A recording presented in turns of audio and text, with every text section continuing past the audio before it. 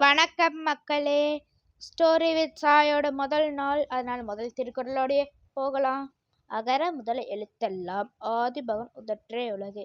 இதோட பொருள் என்னன்னா, எழுத்துக்களுக்கு அனைத்திற்கும் ஆ என்ற எழுத்து முதலாக இருப்பதை போல இந்த உலகம் முழுவதற்கும் ஆதிபகவன் முதலாக இருக்கிறார். உலகத்தின் தொடக்கம் இறைவன் என்பதே இதன் பொருளாகும். என்னன்னா, ஆதா எல்லா எழுத்துக்கும் ஆரம்பம்ன்றாங்க. அதே போல இந்த உலகத்தோட தொடக்கம் ஆதி பகவான்ன்றாங்க. இதுதான் இந்த குறளோட பொருள்ன்றாங்க. ஒரு சின்ன கிராமத்துல தேன்மொழின்ற ஒரு சின்ன பொண்ணு இருக்கா. அவ அவ இப்பதான் ஸ்கூலுக்குலாம் போயிட்டு இருக்கா. தமிழ்ல இப்பதான் படிச்சுட்டு இருக்கா. அப்ப ஒரு நாள் டீச்சர் வந்து எல்லாத்துலேயும் ஒரு கேள்வி கேட்குறாங்க. என்னன்னா, எழுத்துக்களோட முதல் இதுன்னு தெரியுமா? உடனே தேன்மொழி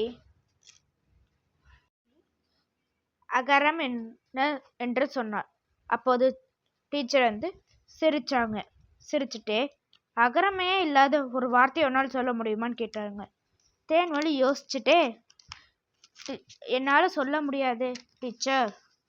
அந்த மாதிரி தான் எல்லாத்தோட வாழ்க்கையும். நம்ம எதை தொடங்கினாலும் அதுக்கு ஒரு காரணம் இருக்கும். அந்த காரணம்தான் கடவுள்.